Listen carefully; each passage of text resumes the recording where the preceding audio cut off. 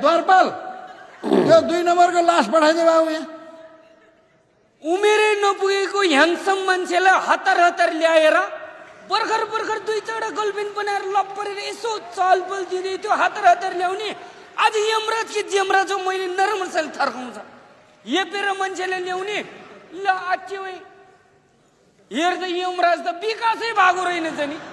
यो भन्दा राम्रो ल हेर सबै चिनेको मान्छेहरू आउनु भएको रहेछ। नमस्कार सञ्जय हुनुहुन्छ होइन? अहिले यमलोकतिर पनि नेपालबाट थाइल्यान्डमा जस्तो भिजिट भिसामा ल्याउनु थाल्यो क्या हो? भिडभाड छ त ओइ तर विकासै भएको रहेछ है हाम्रो नेपालको जस्तो। हेर्दा बालेनले काठमाडौँमा त्यति राम्रो पार्क यसो माया प्रेम धरारा सुन्दारा कति रमाइलो थियो। के तालको यमलोक हो यो? ओए त यहाँ कहाँ आइपुगेछ थाहा छ? कहाँ यमलोक हो यमलोक। यो यमलोकमा आएर पनि डराउँदैनस्? अच्छे यमलोकमा आएर किन डराउने भने लास्टमा मरेर आउने यही यमलोक हो। मरेर आइसक्यो किन डराउने? ओइ तँलाई यमलोकको यमराजसँग नि डर लाग्दैन? यमराजसँग डर लाग्दैन? यमलोकको राजासँग नडराउने त? तपाईँ राजा? अच्छे यो तपाईँ राजा हो? अनि को त? हावा कुरा गर्छ। यस्तो मान्छे पनि राजा हुन्छ? सुके नाचले हानेर गइसकेको जस्तो। त्यही पनि अनुहारै सेम हाम्रो त्यो हाँसेको लगा राजा र पौडेल जस्तो सादा हो। चुप। राजासँग डराउँदैनस्? राजासँग किन डराउने? गणतन्त्रको देशबाट मरेर आएको मान्छे राजासँग डराउँछ? किन डराउने राजासँग? राजै हटाएर राष्ट्रपति हानिदिने लेभलको मान्छे हो। ए त्यसो तँलाई राजासँग डर छैन? डर छैन। राजा मात्रै होइन यमलोकका पति यमराजसँग नडराउने त? ए यमराजको कुरा छोड्दै हामी उहाँ 601 यमराज भएको ठाउँबाट मरेर आएको जब एउटा त्यहाँ चाहिँ यमराजसँग डराउने हो? 3 त्रिलोक हल्लाएर बस्ने यमराज एउटा मै मात्रै हो। कहाँबाट आए 601 जना यमराज? कति लोक हल्लाको रे? 3 लोक। यो 3 लोक हल्लाको? हाम्रो उहाँ 7 प्रदेश हल्लाएर बस्ने यमराजहरू छ। 7 प्रदेश। के कुरा गरे? कसले यमराज बनायो तिनीहरूलाई? हामीले बनाएको। हामीले चुनावमा मासु र भात खाएर राप्रपाको मासु र भात खाएर नेकपा एमालेको हलमा भोट हाल्ने है। माओवादीको मासु र भात खाने नेपाली काङ्ग्रेसको हाँसेको दौडमा भोट हालेर हामीले जिताएको। त्यो चुनावको बेलामा मान्छे भएर आउँछ बाजे। प्योर मान्छे भएर भोट दिनु पर्यो। आमा भनेर खुट्टै ढोक्छ, धान काट्छ, मकै गर्छ, सबै गर्छ। चुनाव जितेर गएपछि 5 वर्ष चिन्दैन। ठ्याक्कै जेमराजको बेहोरा भएपछि जेमराज भएन? तिनीहरूले चुनाव जित्ने बित्तिकै कसरी भए त यमराज? कसरी भए? कसरी भएन सुन्न। चुनाव जितेर गएपछि 5 वर्षसम्म ठाउँमा पुगेपछि पुरै सेटिङ गरेर त्यो विदेशमा काम नलाग्ने थोत्रो प्लेन नेपालमा ल्याएर चलाएर घुस खाएर नेपाललाई उडाएर डेम नेपाली मरेपछि जेमराज भयो कि भएन? अनि त्यो नेपालको कल कारखाना सबै बेचेर खाइसक्यो। अनि उहाँहरू सबै विदेश गएको छ। अनि उहाँ विदेशमा काम गर्दा गर्दै मरेर बाकसमा आउँछ। जेमराज भयो कि भएन भन्?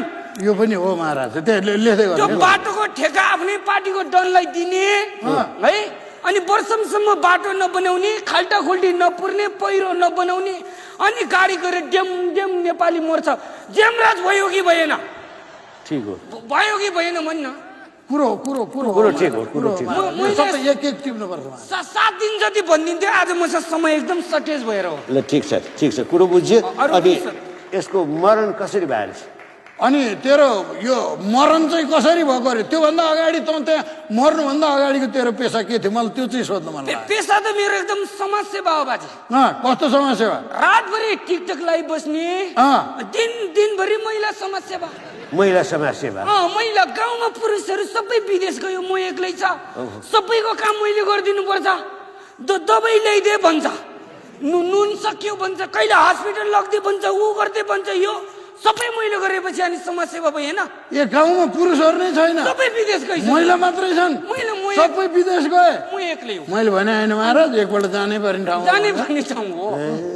आइज नि, म मिलाइहाल्छु। अनि तेरो मरण चाहिँ कसरी भयो? मरण त मेरो प्राकृतिक कि अप्राकृतिक भनेर सोध्न खोजे हो? प्राकृतिक मरण हो कि आकस्मिक? ल त्यो कुन चाहिँ हो त? ल भन। मरण त मेरो एकदम फुल प्राकृतिक हो बाजे।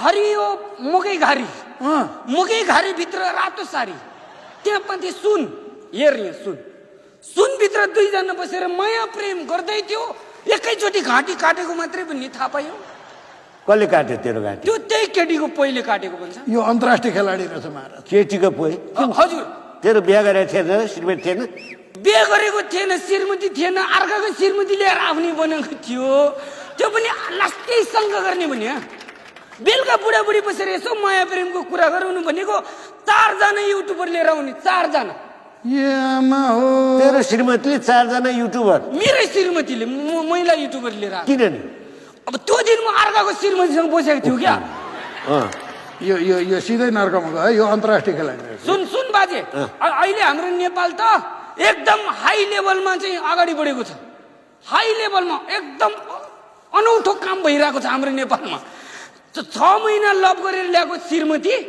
बिहे गरेको 4 महिनापछि केटा भनेर थाहा पाउँछ हाम्रो नेपालमा के भनेर थाहा पाउँछ केटा भनेर थाहा पाउँछ ल श्रीमती भनेर बिहा गरेर ल्याएर 4 महिना 4 महिनापछि केटा भनेर थाहा पायो हाम्रो नेपालमा क्या भन्छ हो कि होइन कोरिया भनेर उडेको 3 जना नेपाली विराटनगर गएपछि थाहा पायो भने हाम्रो नेपालमा यो त अहिले अनलाइनमा त मैले चमत्कार भएको छ चमत्कार हाम्रो नेपालमा यो त अनलाइनमा मैले सुन बाजे बालवाला प्रधान त्यो प्रदेशको मन्त्रीले युवा लगेर विदेशमा बेचेको प्रमाणित हुँदा पनि छुट दिन्छ हाम्रो नेपालमा चमत्कार भनेको अब के को हाम्रो नेपाल अब हाम्रो एवलोक भन्न मरेर आइसक्यो सुन न बिहे गरेर ल्याएको श्रीमानले बिहान उठ्दा श्रीमतीले बलात्कार मुद्दा हालिदिन्छ भने हाम्रो नेपालमा यो चाहिँ अलिक धेरै नै भएको छ महाराज त्यहाँ यो केस पनि धेरै नै भएको छ अझ अर्को एउटा रमाइलो घटना नि भएको छ कहिले नसुने जिन्दगीमा सधैँ बाघले भैँसी मार्छ नि हो। त्यहाँ त भैँसीले बाघलाई मारेको सुने बाजेको भैँसीले बाघ मारिदियो भने हाम्रो नेपालमा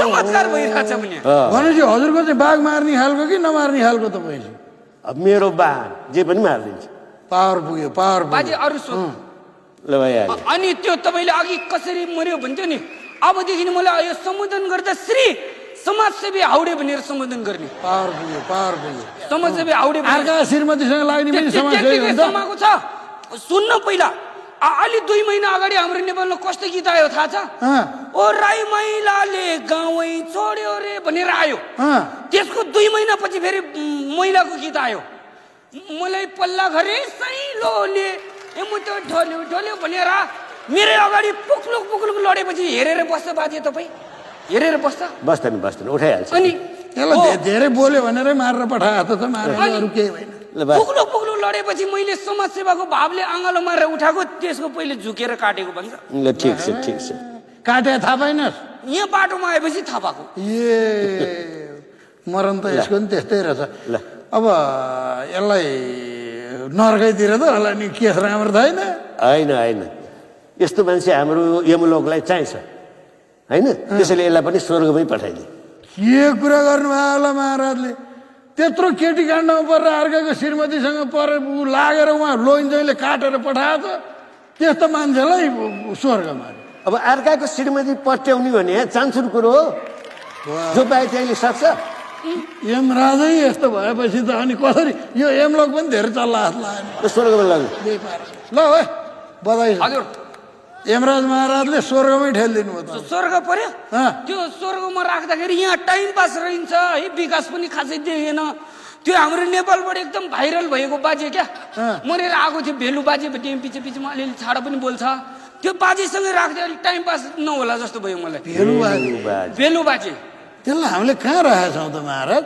कसरी बोल्छ त्यो मान्छे बिल्कुल होस पाएर कुरो गर्नु होला सुन्नुहोस् त रड्डी यार यहाँ त्यो एकदम बोर हुँदो रहेछ यास पनि भयो छैन याद आयो भनेर यसै गरी बोल्छ भने यसरी नै बोलियो याद आयो हुन्छ उतापट्टि राखेको छ स्वर्गतिर 2-3 नम्बर कतिमा 2-3 नम्बरमा कति राखेको छ ल हुन्छ स्वर्गतिर जा उहाँ छिर त्यो स्वर्गमा राख्दाखेरि मलाई तरुनीको छेउमा नराख्नु है उहाँ पनि त्यही केटी काण्ड गरेर मरेर आज फेरि यहाँ केटी काण्ड गरेर मरेर म तल जानु पर्यो नि मलाई गाउँभरि कुरा काटेर बेजती उहाँ पनि टिकेन छ भन्दा मिलाएर गरिदिनु होला ल चुला यहाँ पनि केटीका नराख भन्छ झन् 80-90 वर्षको बुढाबुढीहरूसँगै राखिदिन्छु भनेर सुर कसिरहेको थिएँ नराख भने राखिदिएँ त्यही त मिलाएर केटीसँग राखेर नराख तैँले भन्ने हो यहाँ आएर खुरुको जा त्यहाँ स्वर्गतिर मेरो पार्टीको मान्छे भएछ हुँदैन होइन त महाराज ल खुरुको जा त्यहाँ हल्ला नगरिकन जा मान्छे सुतिरहेको हुन्छ नि त्यहाँ स्वर्ग बाजे स्वर्ग चिप्पा खाने पाइन्छ ए, चल।